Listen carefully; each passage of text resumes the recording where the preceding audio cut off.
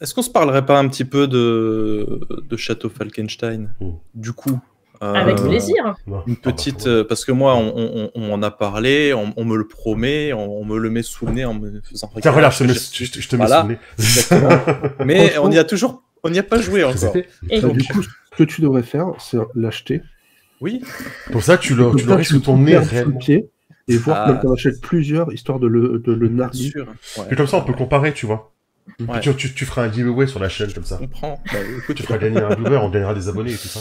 Et ben avant ça, faudrait déjà que je sache de quoi on parle. Donc, est-ce qu'on pourrait faire une petite présentation du jeu? Et donc Château Falkenstein, donc c'est un jeu qui a été écrit par Mike Pondsmith, qui est l'auteur de Cyberpunk. Pour celles et ceux à qui ça parle, donc la licence du jeu vidéo qui est également sortie. Et donc, il sort en 94 aux États-Unis. Et en fait, c'est un des premiers univers steampunk dans le jeu de rôle, voire même dans d'autres médias, quoi. Enfin, c'est encore un genre qui est quand même assez balbutiant. Et donc, on va avoir ce jeu qui arrive avec plusieurs spécificités. Tout à l'heure, quand je vous parlais des spécificités un peu de game design, donc déjà, c'est un jeu qui est rédigé façon roman d'aventure.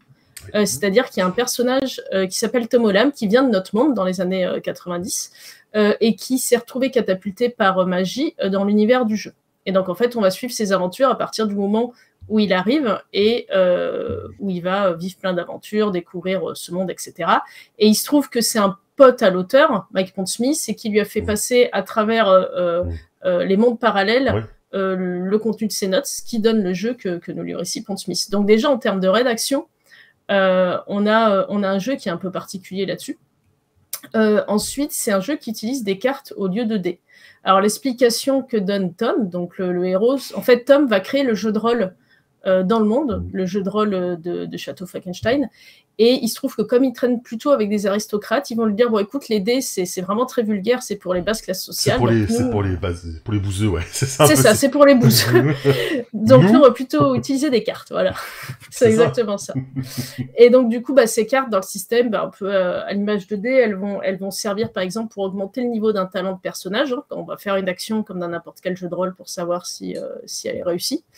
Elles vont nous servir à rassembler l'énergie magique pour lancer un sort qui pourrait équivaloir à la mana dans d'autres systèmes. Un autre truc aussi, par exemple, c'était un jeu où on avait la possibilité d'avoir des complications avec un sujet partiel.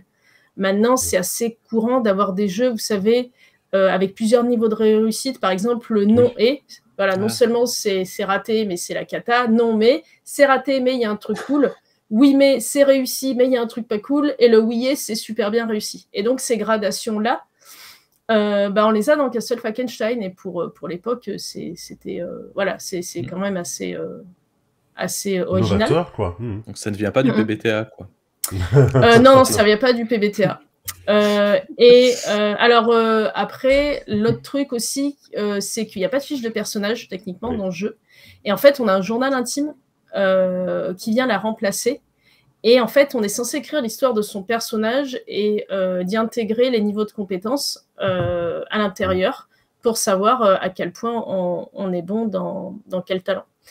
Et en fait, ce qui est intéressant, c'est que, alors, c'est pas Falkenstein qui a inventé tout ce que je viens de vous décrire là, mais en fait, on va dire que c'est un jeu qui a agrégé tous ces éléments d'une façon super intéressante. Et c'est un jeu, notamment en France, qui arrive à pas une très très bonne époque et qui a un succès critique qui est quand même assez important, mais qui passe un peu sous les radars au niveau du public.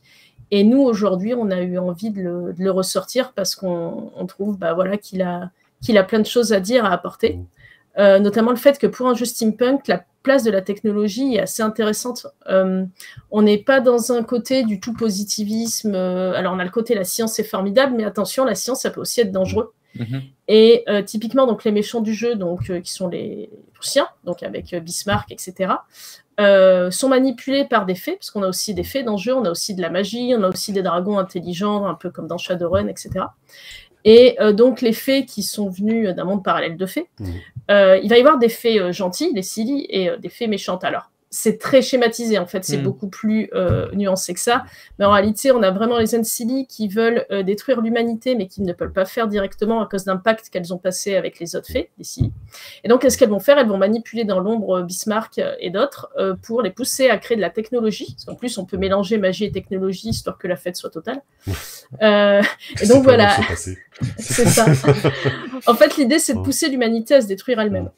Donc, d'un côté, les Anglais qui sont aussi très dans la vapeur, etc., chemin de fer, qui affectent la magie et compagnie. Puis de l'autre côté, il y a Bismarck et ça fait c'est en train de se refermer, on va dire, quoi, sur les gentils. Exactement, et du coup, on se retrouve en plus dans une époque, le 19e, qui est riche de plein de représentations, de plein de mythes, avec des choses très lumineuses et très très sombres dans ce siècle-là. Et on a un côté où on a un peu l'impression que le monde pourrait être sauvé encore, qu'on pourrait avoir un XXe siècle différent de ce qu'on a connu, et donc un avenir différent de ce qu'on a aujourd'hui. Il y a vraiment un côté époque charnière, avec cette vision bicéphale de la technologie. Et voilà, du coup, ça fait partie des raisons pour lesquelles on a très eu envie de rééditer ce jeu aujourd'hui, en fait. C'est ce que j'ai compris, de toute façon, ce que tu viens de dire là, c'est ce que j'ai compris sur les tout derniers mots de Tom, juste avant qu'on passe à la partie mécanique.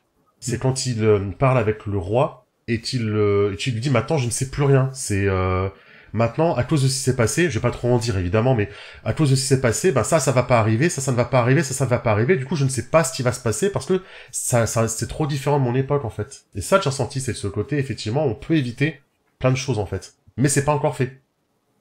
Voilà. C'est vraiment nous un des trucs qui nous a le plus sur le jeu. Alors il y a plein d'aspects bien sûr. C'est que faut le mettre en rapport avec qui est l'auteur de jeu. Donc Mike Pondsmith qui a écrit sur Cyberpunk, qui a écrit sur en fait qui a cherché à apporter tout au long de son œuvre plein d'autres genres dans le jeu de rôle. Notamment au niveau du manga, il a fait des choses super intéressantes aussi. Enfin et sur différents types de mangas en plus. Enfin c'est mais comme disait Coralie, c'est le cyberpunk, c'est en gros le moment où il y a plus trop d'espoir, toute la société est aliénée par la technologie. L'industrie, ouais. Et là, on est sur la révolution industrielle et on est sur le moment où on va se diriger vers ce. On va faire. Alors, l'histoire, c'est un continuum, c'est pas que des dates, hein, mais. C'est un peu le moment où on sent que la société, elle va bifurquer totalement vers cette autodestruction qui sera le cyberpunk, même si c'est de la magie, même si c'est pas tout à fait pareil pour que ce soit. Et ce discours-là est super intéressant et c'est quelque chose qu'on va retrouver dans d'autres médias, par exemple chez Otomo, donc le créateur d'Akira, quand il fait Steam Boy, par exemple, qui est un autre animé. Qui a eu beaucoup moins d'impact, mais où il y a aussi des réflexions très proches, en fait. Et on sent bien que c'est des choses qui travaillent ces auteurs-là, on sent bien que... Enfin, c'est bête à dire, mais pour nous, c'est un jeu qui est presque plus intéressant... non, qui n'est pas presque, en fait, qui est plus intéressant à jouer aujourd'hui qu'à l'époque où il est sorti.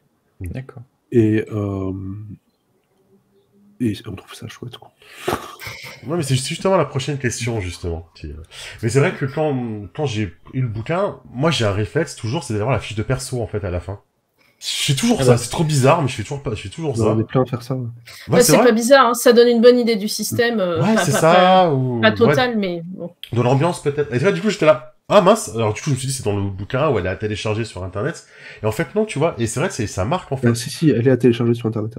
Ouais, parce que j'ai vu d'après dans le supplément, il y a un supplément où il y a des fiches de perso à la fin.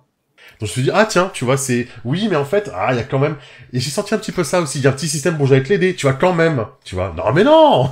Bah non, faut l'assumer à fond. Non, mais ça doit être extraordinaire de suivre une campagne, en fait, de jeu et de voir les gens avec un petit carnet qu'ils achètent au tout début et voir ce qu'ils en font de ce carnet, quoi. Et le garder aussi, tu vois, parce que les fiches de perso, moi, je les garde plus aujourd'hui, elles sont sur internet, ou elles sont en PDF, et c'est vrai, du coup, j'ai plus de fiches de perso vraiment imprimées à garder là, quoi. Oui, bah oui. De toute façon, t'es jamais d'accord avec nous. Mais, du coup, ça, c'est genre le truc. Non, mais entre nous, maintenant t'as sorti. Attends, on va suivre. Non, celui-là, c'est celui d'un PNJ. C'est pour dire à quel point c'est un PNJ. Ah, c'est un PNJ. Non, ça doit être extraordinaire, vraiment, de suivre un petit peu, voir ce carnet, puis le garder, le ressortir dans 10 ans. Enfin, il va y avoir des trucs assez rigolos, quoi. Ça doit être. Alors, les dessins que tu fais tant. Sur notre site, On a mis en fait les carnets de nos joueuses. Et alors, pas celui-là, ça c'était sur la campagne précédente, mais ça c'est notre personnage de Coralie. Et donc elle a des inventions de qualité. Ah mais j'avoue, oui. C'est super, ouais. Ouais, j'avoue. Ah ouais.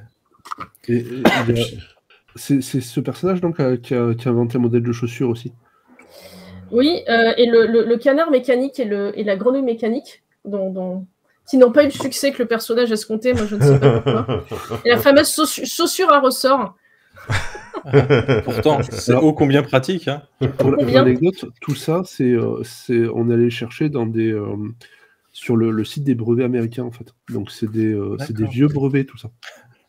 Le canard et la grenouille aussi. Enfin. Vous recevez des télégrammes aussi régulièrement que j'essaie dans le carnet.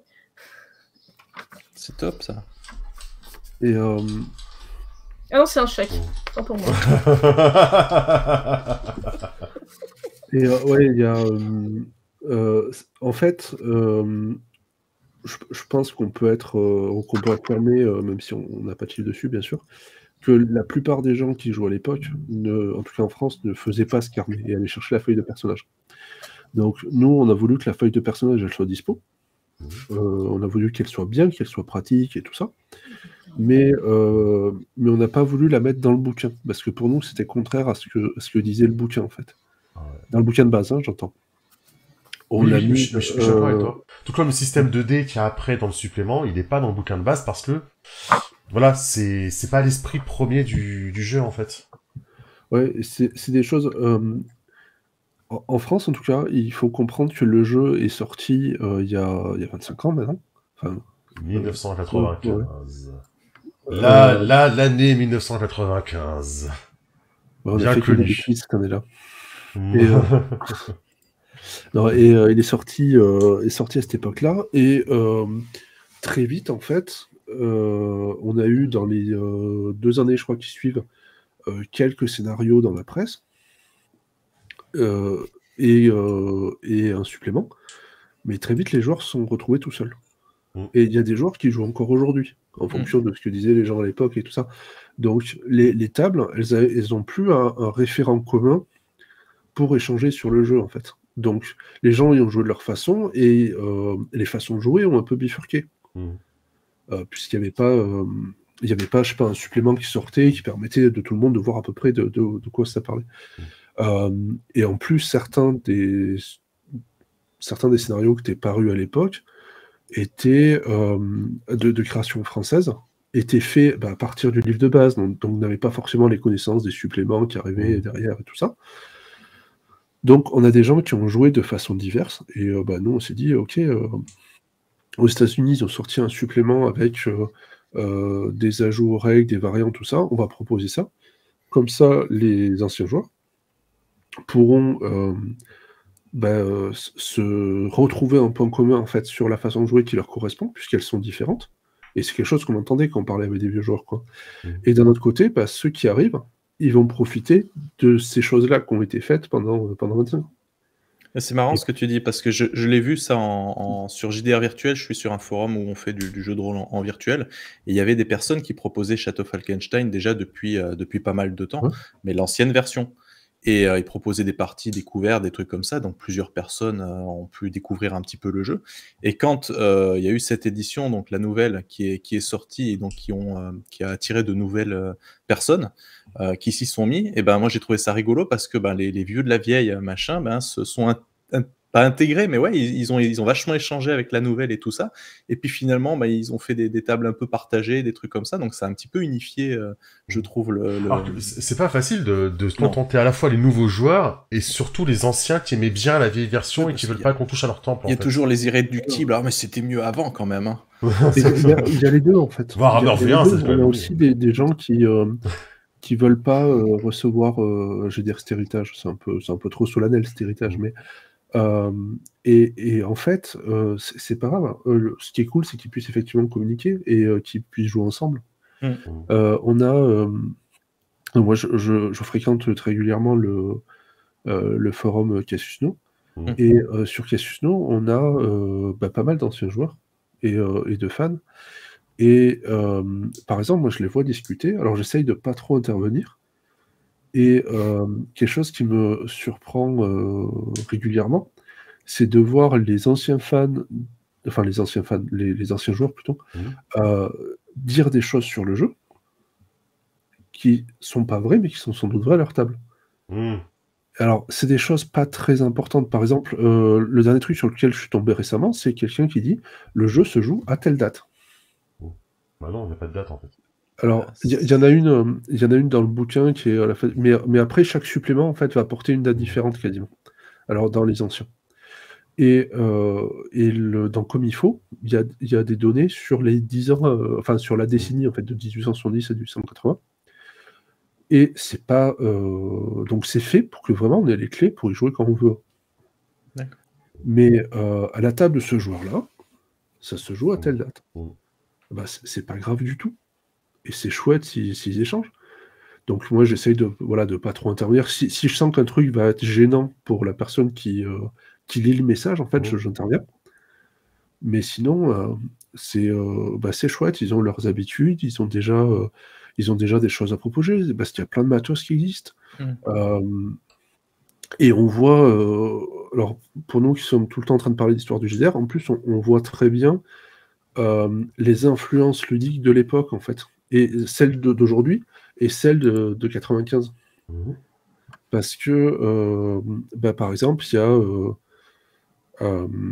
alors c'est quelque chose dont on parle souvent, mais dans le jeu de rôle français des années 90 et même 80, Cassius Belli a une place phénoménale, le magazine.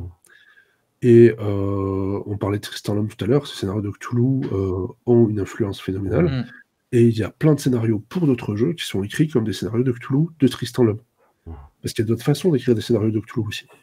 Alors moi, très sincèrement, je lisais beaucoup Cassius Belli à l'époque, et comme plein de gens, je suis très influencé par le style de Tristan, et pendant longtemps, je ne me rendais même pas compte à quel point c'était le cas, en fait. Et donc, on voit, par exemple, des scénarios de Château Falkenstein qui s'inspirent beaucoup de scénarios de Cthulhu, de Maléfice, ou de choses comme ça. Et aujourd'hui, c'est moins ce sur quoi est mis l'accent. Mais c'est pas grave. Le tout, c'est que les gens puissent trouver. Et il y a plein de matos, sur la scénariothèque, il y a plein de choses. Et c'est chouette. Enfin, nous, on est pour qui s'immerge. Mais c'est comme sur les recueils, en fait. On n'est pas là pour dire jouer de cette façon-ci ou jouer de cette façon-là. On dit, voilà, il y a ces trucs-là qui existent. Voilà, nous, ce à quoi on joue à nos tables.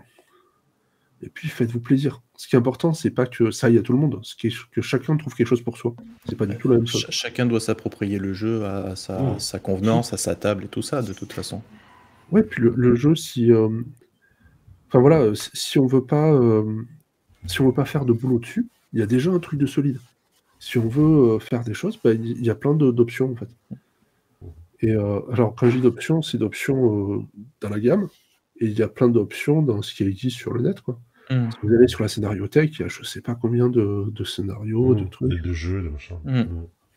Est-ce que du coup, alors, mis à part l'effet 1995, mauvaise année, voilà, on rentre un petit peu dans le Mordor du jeu de rôle, quoi. Mis à part voilà, cet effet-là qui a peut-être fait que Château Falkenstein n'a pas autant percé qu'il l'aurait pu, est-ce qu'aujourd'hui, en 2022, les gens ne sont pas plus prêts à Château Falkenstein? Parce que j'ai listé un petit peu les trucs, il me semble qu'aujourd'hui, les gens sont beaucoup plus habitués qu'il y a même 10 ans ou 15 ans. Le fait de jouer avec des cartes, le fait d'avoir un jeu plus centré sur les personnages, le genre steampunk aussi, parce que finalement, en termes de culture geek, on va dire, entre les jeux vidéo, les séries télévisées, etc., il y en a beaucoup plus. Le fait que le public soit beaucoup plus large, le fait que les thèmes qui sont traités à l'intérieur, finalement, aujourd'hui, je trouve qu'ils ont beaucoup plus de résonance, en fait. Qu'on parle de de l'opposition entre l'industrialisation, l'optimisme, puis même comme on disait un petit peu ce qu'on peut voir aujourd'hui sur les jeux politiques. Et voilà, est-ce que les gens aujourd'hui, l'époque ne fait pas qu'on est plus prêt à Château Falkenstein que 95 où finalement il est sorti à un moment où c'était trop tôt? C'est Noël, nous, c'est aussi l'impression qu'on a eue. Ouais, effectivement, au niveau d'esthétique steampunk, alors c'est toujours pas le roi des univers geeks par rapport à la fantasy, à la SF au fantastique, mais effectivement, les gens sont beaucoup plus habitués à l'imagerie des Bioshock, des Arcane et Dishonored, des Carnival Row, Carnival Row et Nora Holmes, etc. quoi. Donc du coup, ouais, clairement, c'est moins surprenant déjà, et il y a quelque chose dans lequel on peut davantage se retrouver. Donc oui, nous, c'est pour ça qu'on a fait le choix de cette ressortie. On a effectivement cet avis-là. Ouais, tout à fait. Ok. Et, en termes de choix éditorial, qu'est-ce qui a motivé le fait de garder la traduction, retraduire il y a eu le fait de garder les textes qui étaient de 94 du coup, ou alors ajouter des références plutôt mises à jour. Voilà, qu'est-ce qui... Oui, parce que je vous avoue qu'il y a eu, à un moment donné, il y a des références à deux types pas très gentils américains, je crois, qui ont, je sais plus s'ils ont arnaqué des gens. Il fait une référence à ces personnages. Je me suis dit, oulala, la référence d'il y a 30 ans, je sais même plus qui c'est, quoi. Alors, les références, en plus, on a fait du boulot dessus pour les moderniser, on va dire. Mais pour nous, la traduction donc d'André Deoneves, puisque c'est le traducteur de la première version française de Château Falkenstein, avait en fait, elle avait plein d'énormes qualités en termes de style qui, pour nous, faisait partie intégrante de l'identité de Château Falkenstein. En fait. Il avait trouvé quelques traductions qui étaient super inspirées. Quand on regardait en fait, mais même l'image qu'on avait nous en fait du jeu et qu'avaient effectivement les gens qui y jouaient depuis très longtemps. Paradoxalement, même les joueurs VO, parce qu'ils avaient quand même capté les termes de la VF.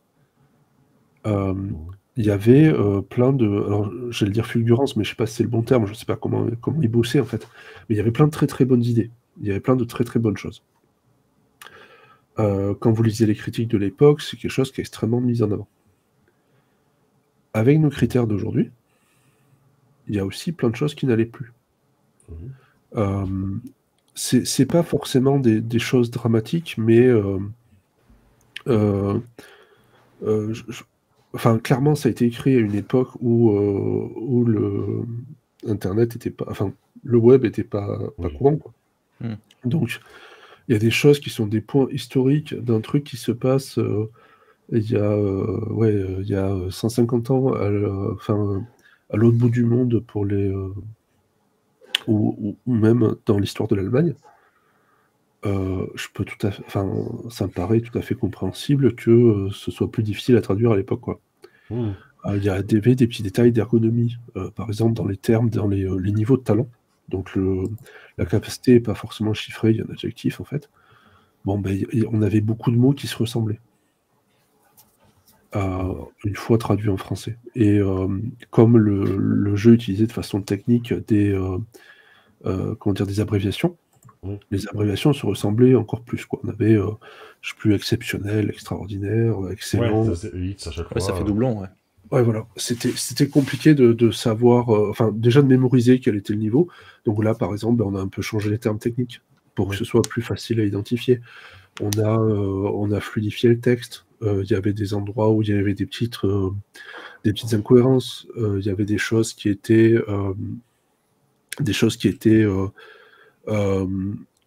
des ambiguïtés qui étaient répondues dans les suppléments, par exemple. Des trucs comme ça.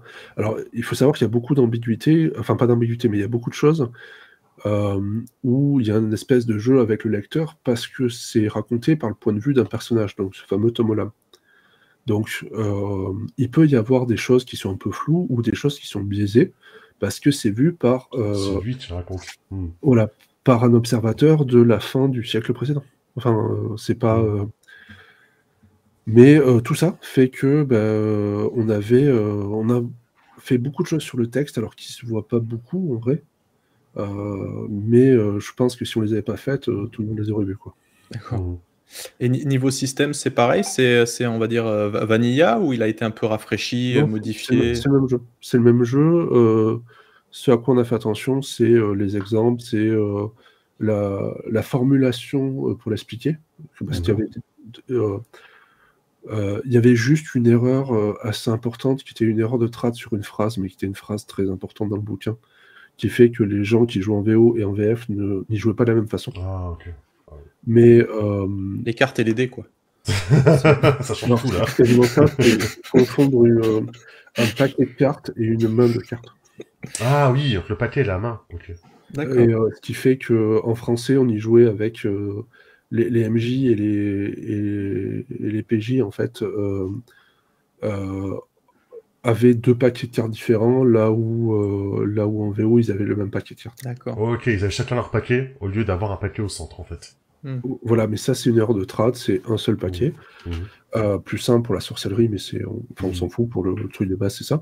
Donc ça, c'est une erreur qui, malheureusement... Enfin voilà, une erreur sur un bouquin de 200 pages, bien sûr que ça arrive, quoi. Il y a manque de chance, elle est arrivée à cet endroit-là.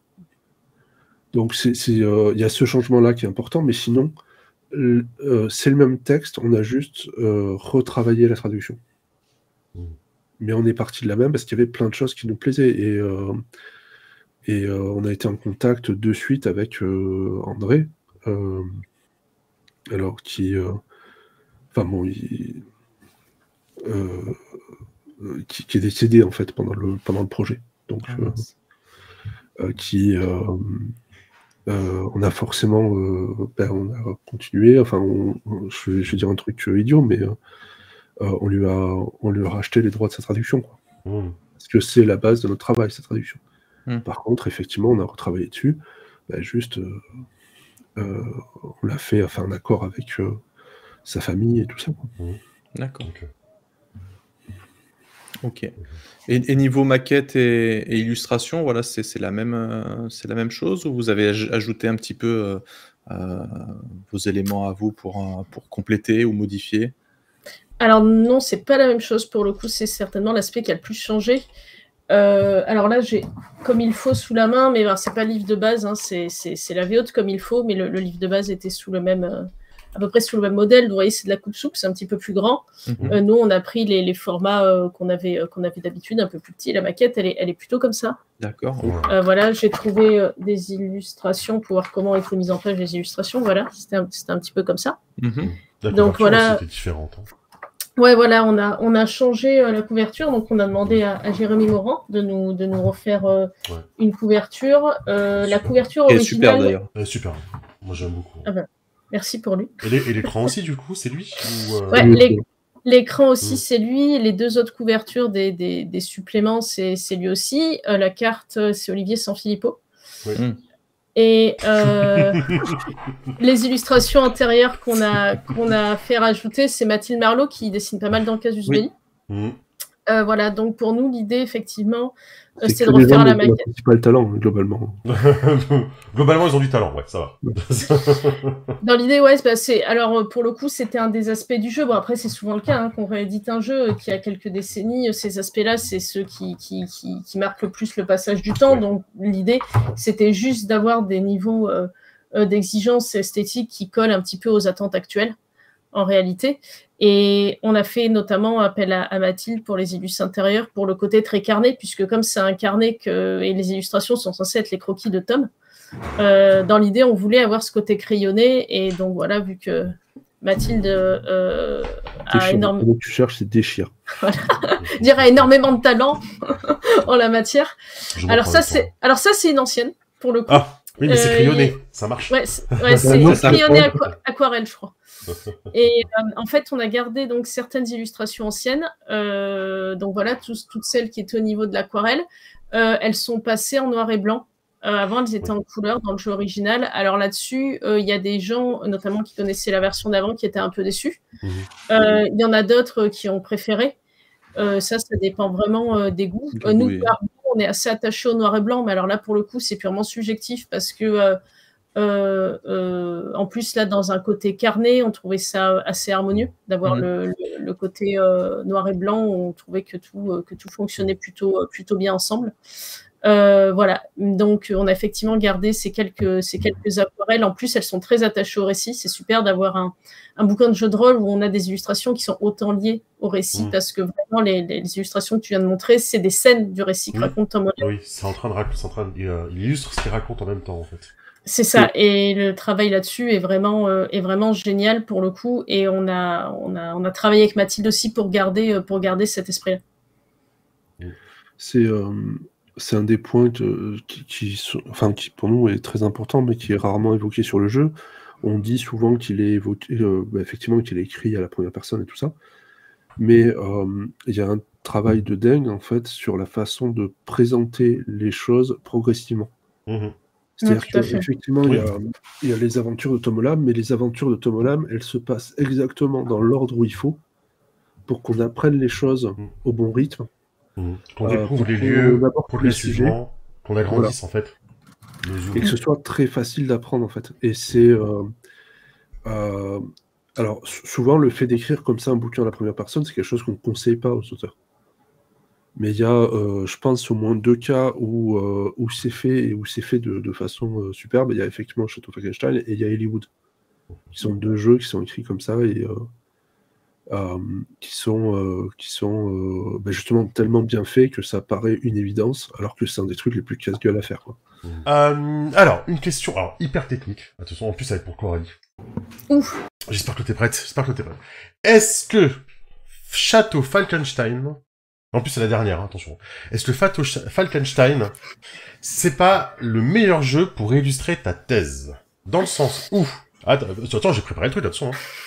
Pour l'intercréativité, l'héritage de la littérature fantastique et l'opposition enthousiaste entre l'enthousiasme et la coopération contre l'industrialisation et le capitalisme. Mais tu es directement dans le jeu, en fait. Ouais, bah oui, j'avais pas pensé à ça, mais c'est vrai que ça pourrait être ça. Non, vraiment, parce que finalement, le côté créativité, même quand tu regardes comment sont faits les scénarios, finalement, on va laisser beaucoup de place aux joueurs, aux joueuses, en fait. Finalement, les scénarios, c'est souvent des petits cadres. Ça fait un peu penser au PBTA. En fait, ouais, c'est des synopsis, je crois, qu'à la fin du livre de base, parce qu'après...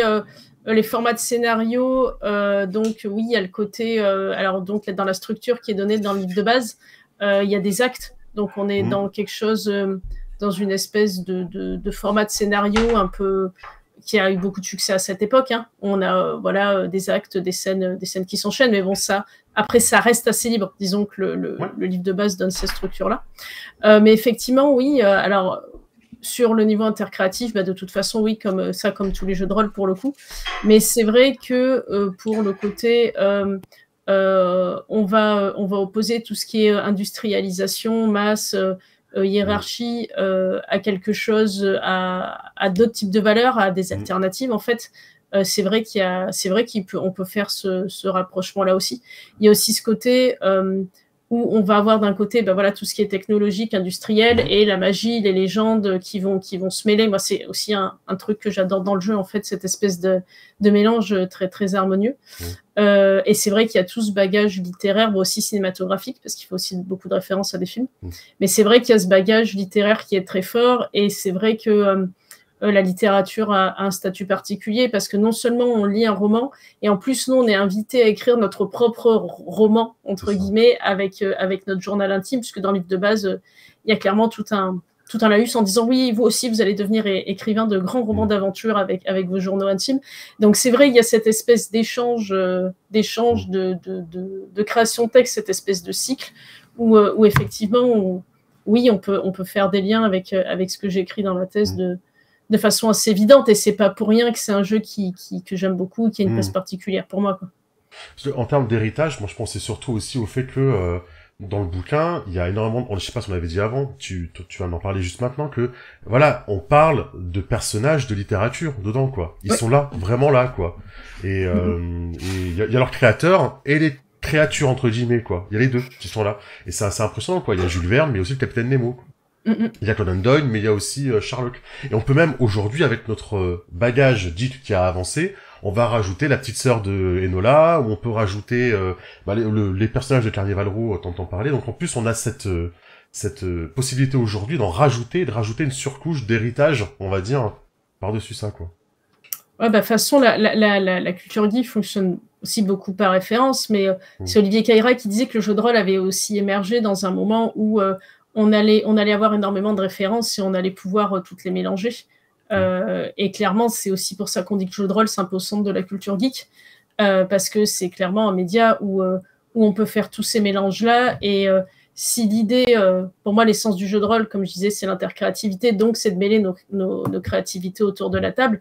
Et notre créativité, elle vient aussi beaucoup de nos références, de nos bagages, de toutes les fictions littéraires et autres qui viennent. Et c'est vrai que ce jeu-là fait vraiment la part belle à la littérature du 19e siècle qui pour le coup, moi en plus, que j'aime vraiment énormément. Voilà, on a George Sand dans le livre de base, vous la verrez, qui a écrit son journal intime. C'est... Alors, je profite pour apporter le contrepoint là-dessus, parce que autant toi, t'aimes la littérature du 19e, autant moi, je partais pas gagnant, quoi.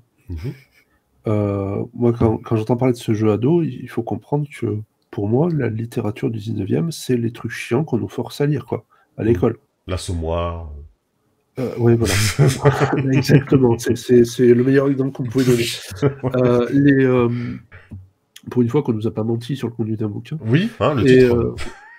Qu'on s'appelle typiquement, moi je me souviens, mais pourquoi jouer là-dedans? Enfin, ça a aucun intérêt en fait. J'ai pas envie de jouer à ça.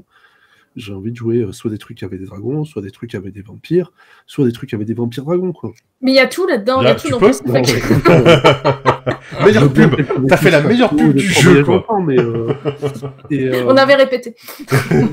La pub, c'est un métier. Avec en fait, avec cette arrivée du steampunk massif depuis, alors pareil, ça existait déjà, mais sauf que c'est devenu massif, sauf que c'est devenu dans plein de médias, sauf qu'aujourd'hui, on a besoin d'avoir des visuels, on va sur Netflix, on va n'importe où, sur toutes les chaînes, enfin toutes les plateformes, pardon, il y en a. On a, je sais pas, à Noël, il y avait le Tour du Monde en 80 jours, là, sur la chaîne nationale, avec une version qui était en plus, on va dire, suffisamment éloignée de Jules Verne pour qu'on ne se sente pas, pour qu'on n'ait pas l'impression, on ne se retrouve pas dans l'impression gamin que c'était un cours, même si sincèrement Jules Verne, jamais eu trop cette impression-là. Pour le coup, ça s'est toujours passé sans problème.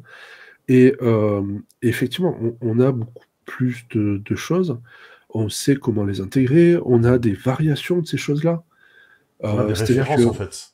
On a des modèles et des références qu'on n'avait peut-être pas à l'époque, quoi. Par exemple, quand on parlait de la traduction du livre de base, dans la traduction du livre de base, on s'est aperçu qu'il y avait plein de citations de nouvelles de Sherlock Holmes, mais de nouvelles de Sherlock Holmes dont le titre ne correspondait pas, et sans doute en partie parce qu'elles ne devaient pas être traduites à l'époque. Et toutes n'étaient pas traduites.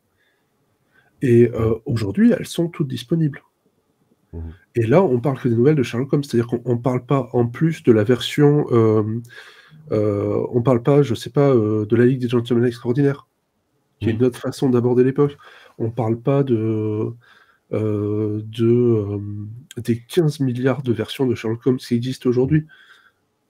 Au dernier recensement, c'était peut-être 16 d'ailleurs, enfin milliards. Mais, et tout ça, on les a aujourd'hui. On a ces images, on a plein de choses. Et alors effectivement, hein, c'est... comment dire moi, à l'époque, je pense que j'étais pas capable de jouer avec ça. Et aujourd'hui, on peut pas m'arrêter, quoi. Tu commences à t'intéresser à la biographie de quelqu'un à l'époque sur Wikipédia, mais t'as 15 idées de scénario. Ah, c'était fou. Ouais, c'est des trucs fous, quoi. Et d'ailleurs, en parlant de ça, parce que tu fais référence, et je terminerai là-dessus, le petit avis sur le film Les Gentlemen Extraordinaires, c'est de Michael ou c'est de vous? Ou c'est validé?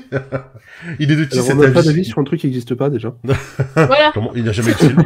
D'accord, je sais d'où ça vient maintenant. Non, toute la partie inspi, oui, à la fin, a été refaite, en fait. Oui. Par contre, avec le raccord, hein, bien sûr. Ok, oui, je me doute bien. C'était ma question, voilà. Elle est quand même assez fournie, hein, cette partie inspi. Mais du coup, elle est aussi remise à jour. Et ça, c'était nécessaire, c'est bien. Ah on a des... Mais sinon, c'était des trucs qui étaient vraiment très, très introuvables, même avec le net. Donc voilà, ça aurait été dommage de se priver de tout ce qu'on a fait depuis, quoi. C'est vrai. Y compris en français. Je pense à certains romans qu'on a cités en français. Ça aurait été dommage de s'en priver, quoi. Non, je disais, moi j'ai une dernière question, justement, avant qu'on clôture tout ça, un truc bien gênant, tout ça. Moi, ce que je veux savoir, c'est par rapport à l'éditeur, donc Lapin Marteau, la position qu'il a par rapport au virtuel.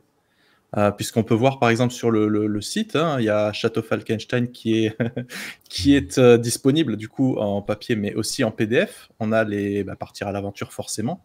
Il y a même les sortir de l'auberge, je crois, si je dis pas de bêtises, qui sont aussi dispo en PDF. Donc sur la pratique de manière générale, et puis ensuite par rapport, est-ce que vous avez vous par exemple des projets spécifiques virtuels? Alors je compte pas les partir à l'aventure puisque forcément c'est que en PDF. Mais est-ce que je sais pas sur le prochain jeu que vous allez sortir, est-ce que vous prévoyez par exemple des packs de contenu spécifiques au virtuel ou quelque chose pour que les joueurs et joueuses puissent avoir plus d'éléments clés en main pour s'approprier les jeux en virtuel? D'accord. Il faut dire des trucs désagréables, Coralie, je m'en charge ou tout en charge? Ça commence par c'est pas du JDR, hein. Du coup, pour montage. Pour l'instant, en tout cas, faire des trucs spécifiques au virtuel, c'est pas prévu, à part les formats PDF interactifs qu'on fait. C'est déjà pas mal. C'est déjà bien. Voilà. Non, mais C'est déjà pas mal. Hein. Qui dépendent aussi des droits, parce que, par exemple, c'est des traductions, et les droits sont pas les mêmes pour tout le monde. Donc là-dessus, il peut y avoir aussi une clause qu'il faut quand même mentionner, parce que tout le monde n'est pas OK pour qu'il y ait ça. Donc ouais, nous on met dans l'idée, si les droits nous les permettent, on mettra les PDF interactifs à dispo, parce que c'est vrai que c'est quand même bien pratique pour jouer, même quand on joue pas en virtuel d'ailleurs.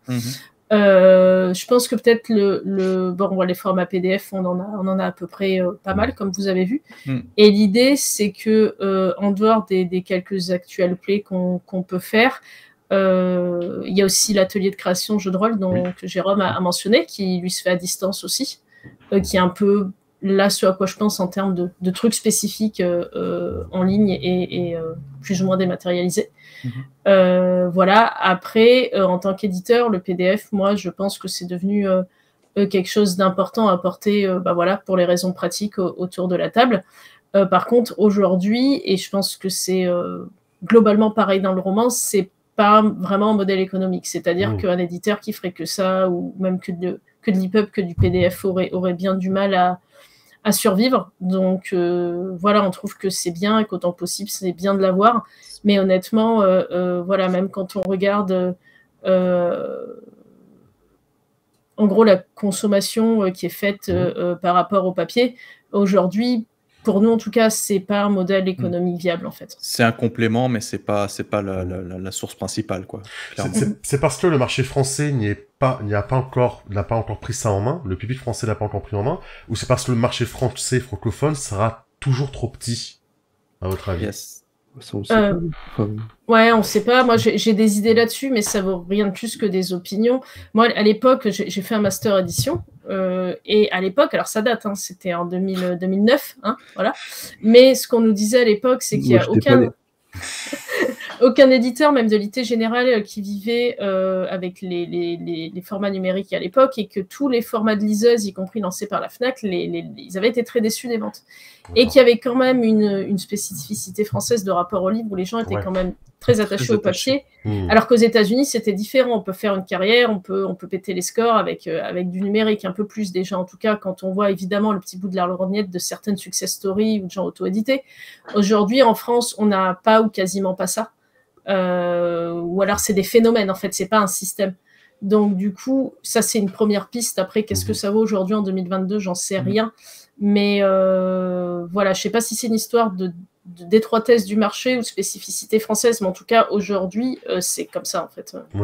Il se dit beaucoup de choses sur le PDF, notamment sur les rôlistes, pour les rôlistes, hein, c'est un sujet qui revient souvent. Je veux dire que, oui, je suis abonné au compte Twitter de Kiefer. Et il y a plein de trucs à comprendre. Le premier, c'est effectivement ces questions de droit. Le second, c'est que c'est-à-dire qu'on n'a pas tout le temps le droit de faire du PDF. Ça peut arriver, mais si on a négocié les droits il y a longtemps, alors normalement on n'a plus trop de projets comme ça dans nos cartons, mais c'est arrivé. En fait, les PDF c'était juste pas prévu parce que personne n'avait rien à foutre à ce moment-là. Ça c'est un premier point. Sincèrement, ça n'arrive quasiment plus. Faut pas s'inquiéter, mais c'est arrivé, quoi. Et ça a été la raison historiquement chez pas mal, je vais dire, d'autres éditeurs, sur le fait que certains projets en PDF sortent pas. Alors après, on peut renégocier ou pas, moi je sais pas comment ça s'est passé chez eux. D'accord. Le second point, c'est que aujourd'hui, de plus en plus, alors, moi j'ai des contrats, des contrats de bouquins sur lesquels j'ai participé, où c'est pareil, c'est pas prévu pour les auteurs, le PDF. C'est-à-dire que le PDF, c'est un truc qui était prévu en plus, c'était cadeau et personne n'était payé. Bon, ça n'arrive plus aujourd'hui.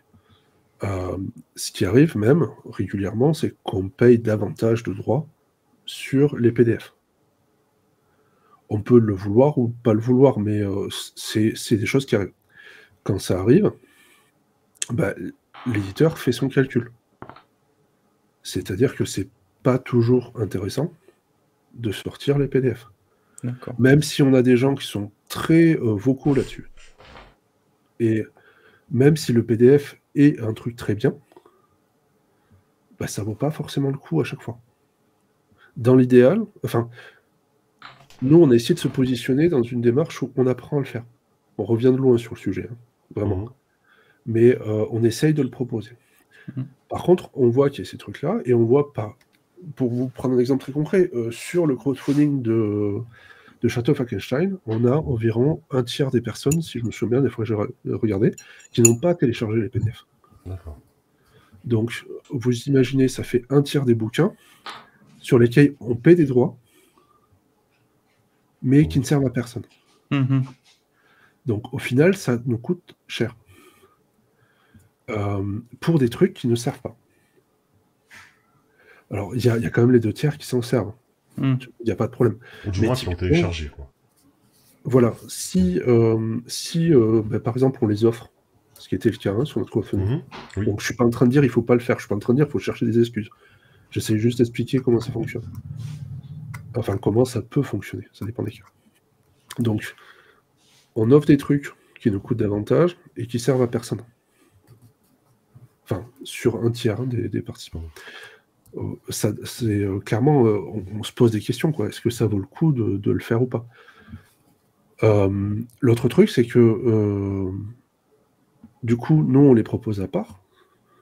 On les a offerts sur la précommande, mais maintenant, ils sont à part. On doit régulièrement expliquer aux gens qu'on les offre pas quand on les achète sur notre site. En fait, mais on pourrait peut-être le faire sur des choses qu'on aurait écrites nous, en fait. Et encore, ce sera à voir, mais c'est pas notre politique. Pour nous, le PDF et le papier doivent être traités à peu près de la même façon, et notamment, c'est pour ça qu'on veut les sortir en même temps. On veut qu'il y ait le truc qui sorte à une date précise, et pas le PDF, puis les trucs. Alors, je dis pas qu'on le fera jamais, mais si on veut les traiter si on veut en fait en faire un ouvrage unique, et se dire, ça dépend pas du support, cet ouvrage doit sortir à un moment donné. Ça a plein d'autres impacts. Par exemple, je prends l'exemple de direct crowdfunding parce que c'est des choses concrètes, les gens peuvent aller voir. Typiquement, quand on a fait ça, on s'est dit, ok, mais on propose le PDF. Par contre, on ne peut pas proposer de prix sur le PDF seul. On ne peut pas réduire, en fait, ce qu'on fait. Donc, du coup, acheter un PDF lors de la souscription, ça veut dire donner de l'argent sans avoir aucun avantage par rapport au fait de donner le même argent X mois plus tard. Donc les gens qui achètent le PDF lors de la souscription sont pénalisés. Du coup, on n'a pas proposé l'offre. On a marqué dans le FAQ, on a marqué, je crois à un autre endroit aussi, que ça allait être disponible. Donc on cherche à prendre personne à tort, enfin, personne en traite, j'allais dire. Ce sera disponible. Vous pourrez le trouver à tel moment. Et vous l'aurez en même temps que les autres. Il n'y a pas de désavantage à faire ça. Et on a quand même des gens qui sont venus gueuler parce qu'on défavorisait le PDF. Je comprends ça. Enfin, clairement, c'est tellement habituel d'avoir un traitement différent, tout ça. Je comprends que ce soit différent. Mais il y a plein de choses derrière le PDF. Et l'idée que le PDF est gratuit est en général, mais ça dépend des cas, fausse. Souvent, l'idée qu'ont les gens, c'est que le jeu le jeu est prévu pour être imprimé, et que vu que tout est fait, ça ne coûte rien de faire un PDF. Je suis exactement enfin, depuis pas si longtemps, je pensais comme ça. Je me suis dit, après tout, ils ont le fichier pour l'imprimeur, qu'est-ce que ça leur coûte de le filer gratuitement pendant une précommande, quoi. C'est exactement ce que je pensais. Quand le jeu existe déjà. Quand le jeu il est déjà prévu entièrement pour être imprimé, etc. Mais dans les faits, tu payes les gens. Dans les faits, quand je dis tu payes les gens, c'est-à-dire que le travail qui a été fait, il est fait sur tous les bouquins, en fait. Il n'est pas fait que sur le papier. Et donc, ces trucs-là, il faut les prendre en considération. C'est pas pareil si tu sors un jeu qui va se vendre à plein d'exemplaires que si tu sors un jeu où tu comptes sur les doigts des gens qui vont l'acheter. Où là, il y a l'impact des gens qui n'achètent pas existe aussi. Donc, il faut voir. Moi, Coralie, si je dis des choses avec lesquelles tu n'es pas d'accord, bien sûr, arrête-moi. Mais non, nous, on est absolument pas contre le PDF. On s'en sert tous les jours. Moi, je vais te dire la vérité, hein. J'ai même téléchargé des PDF pirates de jeux à moi que j'avais pas, en fait. Plus facilement. Non, pas des jeux de lapin marteau, mais des jeux sur lesquels j'avais travaillé avant. On vous mettra le lien dans la description. Non, mais on n'est pas là pour se raconter des conneries, on n'est pas là pour dire ça n'existe pas. Non, mais c'est bien d'avoir des explications pour une fois. Enfin, oui. C'est bien. Mais voilà, ce sont des choses complexes. Je vous dis, c'est très différent entre si vous écrivez vous-même les jeux, si vous sortez les jeux de quelqu'un d'autre, le nombre de personnes impliquées sur le projet, ce que vous estimez. Donc, en fait, c'est l'image qu'on a souvent sur les réseaux sociaux rôlistes, c'est que les gens le font pas parce qu'ils n'ont pas envie, en gros. Ou parce qu'ils déconsidèrent le jeu de rôle virtuel ou les PDF. Moi, pour vous parler très concrètement, depuis le confinement, enfin, je suis de façon évidente à risque, je sors plus de chez moi. Donc, je pense pas que le jeu virtuel, ça n'a aucune utilité, vraiment pas. Beaucoup des auteurs avec qui on a travaillé, on a joué avec eux. Et comme c'est des jeux traduits, vous imaginez bien qu'on n'est pas allé les voir pour jouer avec eux. C'est dommage. Certains on l'a aussi fait, mais bien sûr que le virtuel c'est intéressant. Bien sûr qu'on voit des formes qui arrivent, qui sont des formes qui n'existent pas, notamment au niveau du GN en ligne, par exemple. Il y a plein de choses qui existent. Un jeu comme comment il s'appelait ce jeu, Viewscream, par exemple, qui est un jeu qui est typiquement fait pour ça. Ou des jeux qui... juste ou des jeux qui sont pas faits pour ça, qui sont mieux comme ça. Enfin, mieux, je sais pas, je vais pas tester en vrai, mais Alice is Missing, qui au départ est fait pour être joué en vrai, et en fait, moi j'ai joué 3 fois en ligne, et en fait, quand j'ai eu la version papier, entre guillemets, entre les mains, et que j'ai imaginé le jeu, je me suis dit, j'ai l'impression, mais à tester, que c'était quand même mieux en ligne. Voilà. C'est ce que je me dis aussi, je me verrais pas jouer avec mon téléphone dans la même pièce avec tout le monde, et à me lever juste pour tourner la carte. Je suis d'accord avec toi. Enfin voilà, tous ces trucs-là, ils existent. En tant que passionné de conception de jeu, si vous voulez, faire des jeux comme ça, enfin, j'allais être vulgaire, mais... Ok, j'allais être très vulgaire. Ça nous intéresse beaucoup. Ça nous plaît forcément. Ça nous excite. Voilà, j'ai plus besoin de lettres, c'est bon, vous avez compris. Donc, on n'est pas... Enfin, on est clairement pas contre le virtuel. Oui. On fait ce qu'on peut derrière, alors c'est sans doute pas assez bien, sans machin. On est allé demander à certaines des personnes qui étaient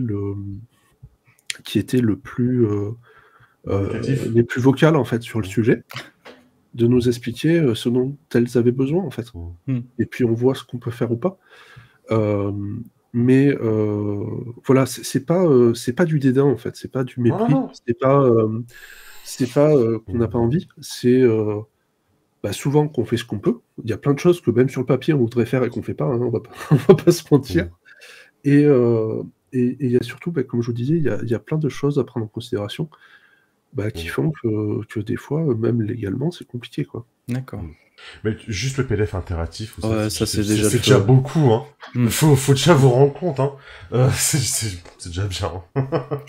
Dans Mener des parties, quand Eric Nieudin avait fait l'article sur le jeu de rôle virtuel, donc à l'époque de 2015, quoi, il y avait plein de gens pour qui cet article paraissait complètement ovni, quoi. Ouais. Et il avait limite fallu prendre des pincettes de genre pourquoi c'est là au milieu, est-ce que c'est aussi important que le reste et tout ça, et c'est intéressant de voir comment ça a évolué aujourd'hui, mais vraiment les outils et tout, ça a été une découverte pour plein de monde, quoi. Pourtant il y avait déjà Roll20 et tout ça. Mais le virtuel existe depuis pas mal de temps, mais c'est vrai que depuis le Covid, ça a mis un coup de boost dans cette pratique assez conséquente. Ouais. Pour le coup, Eric, quand il a écrit son article, il prenait comme exemple des parties qu'on avait faites ensemble. Donc c'est vraiment un truc qu'on fait depuis longtemps. C'est un pote qui est en Irlande. Bah effectivement, avec lui, on va pas jouer. Enfin, ça nous arrive aussi de jouer quand on se croise, mais on joue plus souvent virtuel, quoi. Il y a aucun souci. Et de la même façon, vous avez dû toujours enfin pas toujours, mais depuis très longtemps en tout cas, nous entendre dire que pour nous, le virtuel, c'est pas faire la même chose que sur table, mais à distance. Que tant qu'on cherche à faire la même chose, on pourra au mieux que ne pas être déçu. Mais qu'il faut chercher enfin pour nous en tout cas, il nous semble qu'il faut chercher des outils particuliers, des pistes, des choses qui sont encore mieux. C'est différent, c'est des façons différentes en fait. Ouais, voilà, c'est notre position aussi. Hein. C'est pas mieux, c'est juste différent. C'est pas moins mieux. C'est mieux. Non, arrête. J'allais vous demander, c'est un truc que vous vouliez parler qu'on n'avait pas dit, j'ai peur de poser cette question. Et c'est un truc qu'on n'a pas dit que vous vouliez dire, juste avant qu'on termine. Un sujet qu'on n'avait pas abordé, ou un point obscur, vous avez le droit de parler. Non, ça va pour moi, je pense que c'est vrai. Je pense que c'est bon. Ça va, toi aussi. Hein. Il n'est pas d'accord avec nous en général. Donc, Ouais, je voulais justement revenir sur les difficultés des parents à faire des chaînes YouTube. Pourquoi vous faites ça? C'est irresponsable. Merci énormément d'avoir pris tout ce temps pour... Merci. Bah voilà, pour parler de vous et de parler de vos idées et développer un petit peu les sujets, c'est super gentil de votre part. Bah, merci à vous pour l'invitation, c'était très chouette. Merci beaucoup. Avec plaisir. Vous revenez quand vous voulez pour le prochain projet. Mais on fera un projet à la fois maintenant. On en fera pas plusieurs d'un coup. Non, mais c'est super. Merci énormément. Je vous laisse dire au revoir à tout le monde parce que les gens vous regarderont en replay. Donc n'hésitez pas à faire des coucous comme ça pour dire au revoir. Comme ça, les gens se sentent impliqués. Ce sera pour la vie de la miniature. C'est ça, c'est pour la miniature. Merci. À bientôt. On vous retrouve sur vos réseaux, hein, évidemment. Hein, surtout Jérôme. Hein, très actif. Et puis, on vous dit à très vite. À bientôt pour de nouvelles vidéos. Ciao. Ciao tout le monde. Salut. Salut.